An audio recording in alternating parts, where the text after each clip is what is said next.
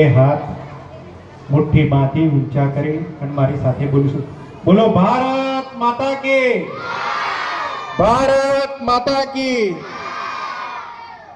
આજના આ કાર્યક્રમમાં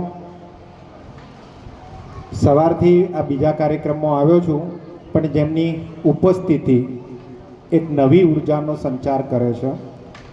ગુજરાત સરકારમાં શિક્ષણ વિભાગમાં ક્લાસ 2ના ઓફિસર એવા શ્રી મનોજભાઈ પટેલ સાહેબ, સાથે જ શિક્ષણ સંઘના વડગામ તાલુકાના પ્રમુખ શ્રી ભરતભાઈ પટેલ સાહેબ, અહીંના પાંચડાના CRC એવા આદરણીય શ્રી અલ્પેશભાઈ ત્રિવેદી સાહેબ,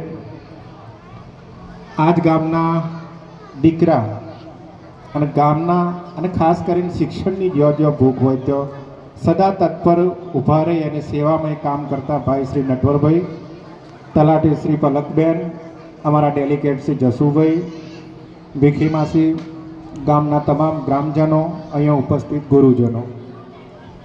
સાહેબ જોડે બેઠો બેઠો વાત કરતો હતો એટલે વાતમાં વાત થઈ કે સાહેબ આ વિસ્તારને દાણધાર કહેવાય છે. સાહેબ કે હા, હું જાણું છું, ધાન્ય ધરા કહેવાય છે.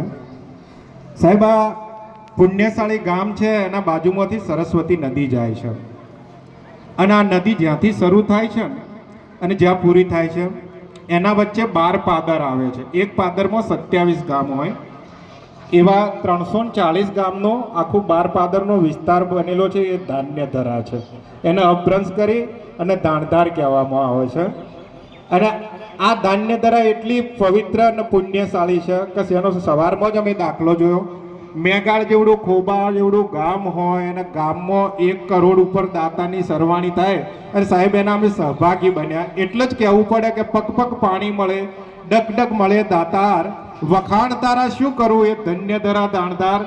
આવી ધાન્ય ધરાના પુણ્યશાળી એવા પીલુચા ગામની અંદર આજે જ્યારે શાળા પ્રવેશો અને કન્યા કેળવણી કાર્યક્રમના પ્રસંગે ઉપસ્થિત થયા છીએ, ત્યારે તારીખ 26થી રાજ્ય સરકારના પારદર્શી મુખ્યમંત્રી શ્રી ભૂપેન્દ્રભાઈ પટેલે ઠેડ છેવાડાના ડોંગ જિલ્લાના બિલીમોરા ગામથી આ કાર્યક્રમની શરૂઆત કરી હતી અને આજે પૂર્ણાહુતિ છે આ કાર્યક્રમની.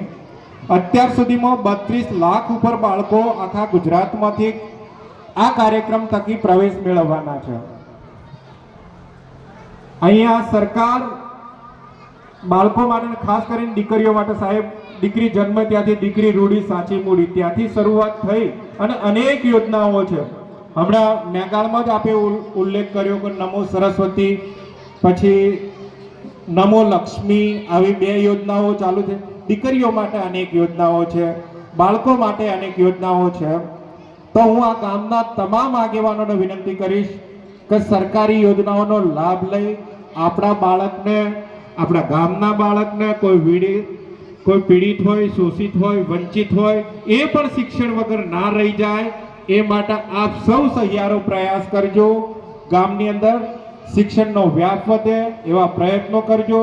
અને નટુભાઈ, આપને ખાસ વિનંતી કરું છું કે અહીંયા જે ઇન્ફ્રાસ્ટ્રક્ચર છે એમાં આપનો સિંહ ફાળો રહેલો જ છે, પણ વધુ અહીંયા શિક્ષણના માટે દાનની સરવાણી થાય એ માટે પ્રયત્ન કરજો. અહીંયા નવીન પ્રવેશ મેળવનાર સૌ બાળકોને હું શુભકામનાઓ પાઠવું છું. બોલાવી મને સન્માન કર્યું અને બોલવાનો મોકો આપ્યો એ બદલ આપ સૌનો ખૂબ ખૂબ આભાર. જય જય ગરવી ગુજરાત, ભારત માતા કી જય.